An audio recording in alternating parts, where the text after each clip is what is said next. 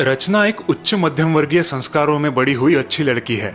College की पढ़ाई खत्म होते ही रचना को बैंक में जॉब मिल जाती है। बैंक घर से 2 घंटे की दूरी पर है और रचना बस या ट्रेन से काम पर जाया करती है। रचना, आज तुम्हें 2 रोटी ज्यादा दी है।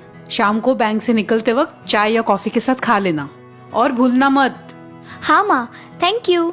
वैसे भी 6 बजे के बाद पेट में चूहे दौड़ने लगते हैं। हाँ हाँ पता है, बिल्कुल अपने पापा पे गई हो, उन्हें भी भूख बर्दाश्त नहीं होती। रचना के बैंक आने जाने वाले रास्ते पे आज उसे एक जवान गरीब औरत भीख मांगते नजर आती है। औरत की हालत काफी खराब है।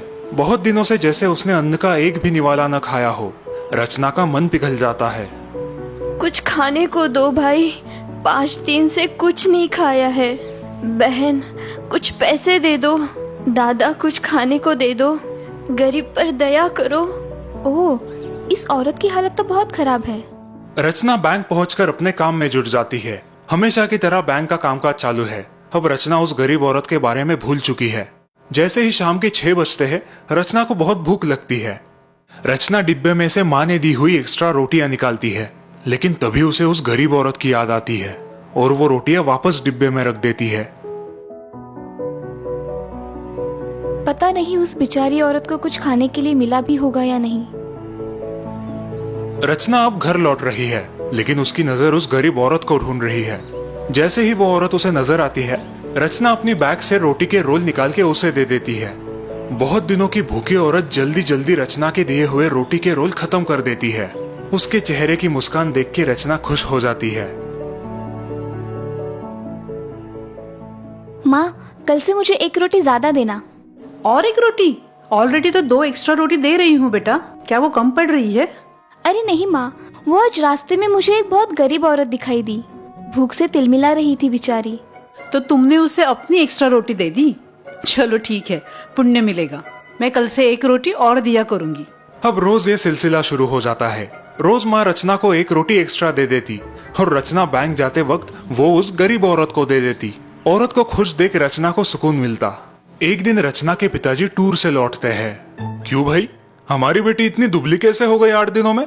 लगता है माँ तुम्हें ठीक से खाना नहीं खिला रही। पूछ लीजिए ना अपनी लाडली को। क्यों बेटा, माँ तुम्हें ठीक से खाना नहीं खिलाती है क्या?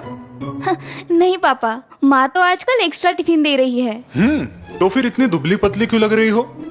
और अब पिताजी को रचना के हर रोज के किए जाने वाले अन्नदान के बारे में पता चलता है। वो रचना को अपने पास बिठाते हैं। देखो बेटा, एक आध बार किसी को खाना खिलाना, मदद करना ठीक है, लेकिन क्या पापा?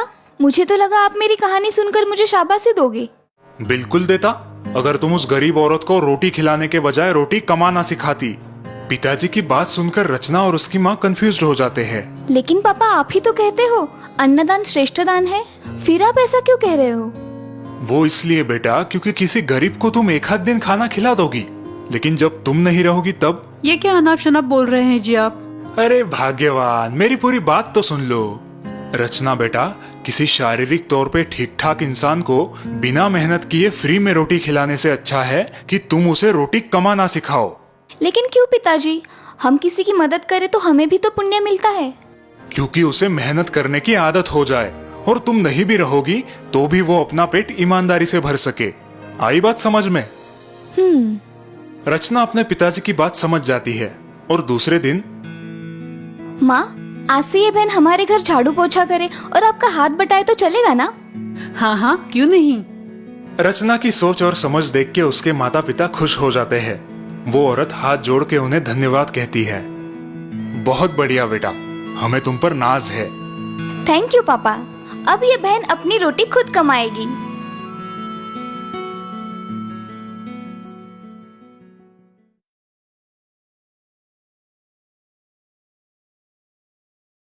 नताशा एक ब्यूटिशियन थी और हाल ही में उसने शहर में अपनी खुद की ब्यूटी पार्लर शुरू की थी। ब्यूटी पार्लर अच्छी चल रही थी, नए नए कस्टमर्स रोज आ रहे थे। नताशा का एक फेशियल ट्रीटमेंट महिलाओं को बहुत पसंद आ रहा था। ओह वाव नताशा, कितना अच्छा निखार आया है। Thank you so much. Thank you madam, फिर आइए। यस ऑफ कोर्स, अब तो मैं हमेशा यही आऊंगी और मेरी फ्रेंड्स को भी तुम्हारे पार्लर के बारे में बताऊंगी। और इस प्रकार नताशा का बिजनेस अच्छा चलने लगा। उसका गोल्ड फेशियल महिलाओं का बहुत ही ज्यादा फेवरेट था। ज्यादा फायदे के लिए नताशा ने कुछ ही दिनों में इस फेशियल ट्रीटमेंट का रेट बढ़ा दिया। नताशा, पिछले महीने तो सिर्फ 300 रुपए चार्जेस थे, अब एकदम से तुमने 500 कर दिए।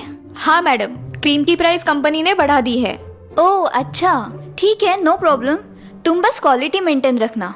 Yes madam. एक दिन पार्लर में क्रीम वाली कंपनी का सेल्समैन आता है और नताशा को ज्यादा पैसे कमाने का एक तरीका बताता है। मैडम, ज्यादा सोचिए मत, इसमें आपका भी फायदा है और मेरा भी, किसी को कुछ पता नहीं चलेगा। हाँ, ये बहुत अच्छा आइडिया है। सेल्समैन के जाने के बाद नताशा अपनी स्टाफ को इंस्ट्रक्शंस देती है कि अब से गोल्ड फेशियल के लिए सिर्फ उसी बॉक्स में से क्रीम निकाले। हाँ मैडम। दिन बीतते रहे और नताशा उस स्पेशल क्रीम को यूज करती रही, अच्छा मुनाफा कमाती रही। वो अब नियमित रूप से उस सेल्समैन से वही क्रीम खरीदती थी। एक दिन नताशा की लाडली भांजी प्रिया पार्लर में आई, लेकिन नताशा मार्केट गई थी। 2 दिन बाद प्रिया के कॉलेज में ब्यूटी कॉन्टेस्ट था जिसमें उसने हिस्सा लिया था। प्रिया ने वहां गोल्ड फेशियल करवाया। क्रीम लगाने के कुछ मिनट बाद ही प्रिया का चेहरा लाल रैशेस से भर जाता है। उसकी चेहरे की त्वचा में जलन होने लगती है। प्रिया का चेहरा खराब हो जाता है। रो रो के वो बेहाल हो जाती है। वो फोन करके अपनी मम्मी को बुलाती है। कुछ घंटे बाद उसकी मम्मी माधुरी पार्लर में पहुंच जाती है। Mummy God! मम्मी देखो ना मेरे चेहरे का क्या हाल हुआ है। ये क्या हो गया? सब यहाँ की फेशियल की वजह से। अब मैं ब्यूटी कॉन्टेस्ट में कैसे जाऊँ? हाँ बेटा, फिक्र मत करो, सब ठीक हो जाएगा। कौन सी क्रीम यूज की थी तुमने फेशियल के लिए? ये मैडम, हमें नताशा मैडम ने फेशियल के लिए इसी बॉक्स में से क्रीम लेने के लिए कहा है। जरा मैं भी तो देखो कौन सी क्रीम है। हे भगवान, ये क्रीम तो एक्सपायर हो चुकी है, इसीलिए तुम्हें रिएक्शन आया है। और तभी नताशा पार्लर पहुंचती है। प्रिया का हाल देख के नताशा को बेहद अफसोस होता है। नताशा, तुम्हें एक्सपायर हो गई क्रीम क्यों इस्तेमाल कर रही हो? देखो प्रिया का क्या हाल हुआ है। क्यों किया तुमने ऐसा? मैं बताती हूँ मैडम। लेकिन इससे कुछ होगा तो नहीं ना? अरे कुछ नहीं होता मैडम, एक्सपायरी के 1-2 महीने बाद भी आप इसे बिंदास यूज कर सकती हो।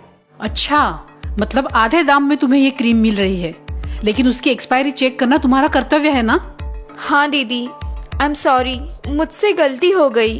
ज्यादा मुनाफे की लालच में मैं अंधी हो गई थी। लालच बड़ी बुरी चीज है नताशा, कभी कभी अपने लोगों का भी नुकसान कर देती है, जैसे आज प्रिया का नुकसान हुआ है। माधुरी रोती हुई प्रिया का चेहरा स्कार्फ से ढकती है और चली जाती है। नताशा अपसेट है, उसे अपनी गलती का एहसास हुआ है। दीदी की जगह आज कोई दूसरी औरत होती तो शायद मुझे जेल जाना पड़ता।